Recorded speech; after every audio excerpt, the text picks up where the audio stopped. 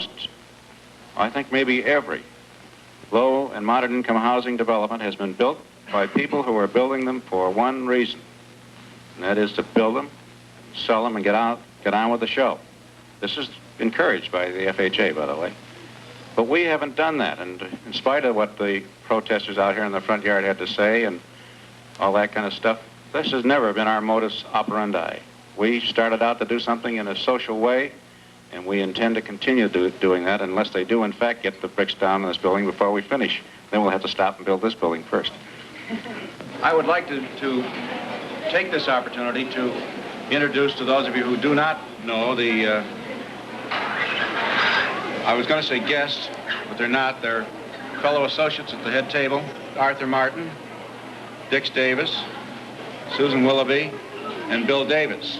How much hostility have you encountered during this whole thing? Oddly enough, the WRA has had favorable commentary. If there's one or two people who were moved from their former home to something worse, you can understand why the people are a little bitter, why they're a little upset. Hello, Mr. Diamond. Yeah. My name is Bill Davis, and I'm from State Mutual Life Insurance Company. And I was wondering if I could speak to you for a little while about the Laurel Clayton project. Yeah, anytime. All right, thank you. The most important problem, I guess, for you, whether you'd be able to move in terms of the rents that will be charged. And as you already know, the residents of the Laurel Clayton area get preference. How many people are in your family? 4. 4. I want 3 bedrooms. Right. Now it's 5 rooms and all. That's counting the kitchen and the parlor. Now that means that the rent, if you were just eligible for minimum assistance, your rent would be $159. Now, if your income is under $6,500, you'd be eligible for additional assistance, which means your rent will be lower than $159 for a 3-bedroom unit. Your rent might be as low as $80 a month, $85 a month, or $90 a month. If I'm alone and I'm not working, for instance, I'm on my old age, yeah, then okay. what? Then what would happen is that your rent would probably be much lower than, say, if you want a 1-bedroom unit, it'd be much lower than $140. It'd probably be maybe $80 a month, maybe $70 a month. And that's what I'm getting.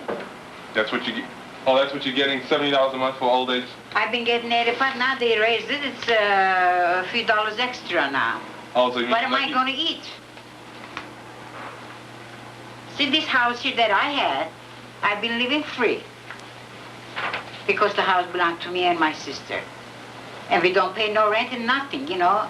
I mean, now I start paying rent to the WRA. But we've been living over here free, no rent, nothing, and I was comfortable. Now at this age, we bought the house for this age. And now they're taking it away.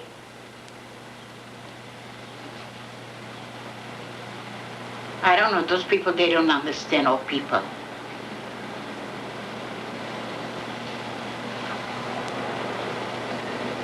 You said that you're only getting $80 a month.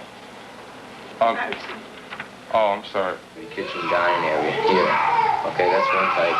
You know, the 3-bedroom.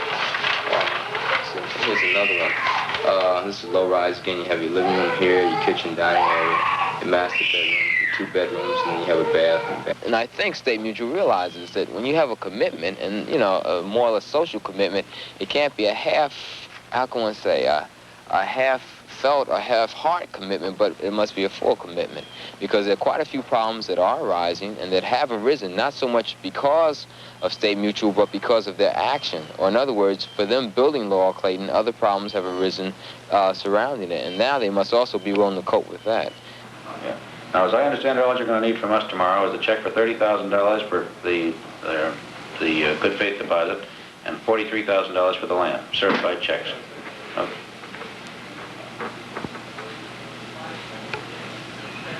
Of taxes?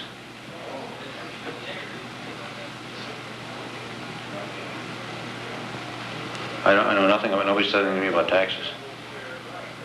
Well, I better...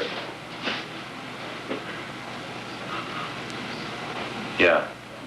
So, what is 6? Yeah, I moved into the second. Only survive and continue. Yeah, well, here's the... That's fine. There was a change of plans late yesterday afternoon when the authority was informed by telephone calls that legal proceedings were to be commenced against the authority to have a restraining order issued to prevent the conveyance of the land by the authority to State Mutual Life Assurance Company. In view of the fact that the State Mutual has already spent approximately $600,000 as of this date, I ordered the attorneys involved to appear at the redevelopment office, and the conveyance of Worcester Center took place at 8:30 this morning.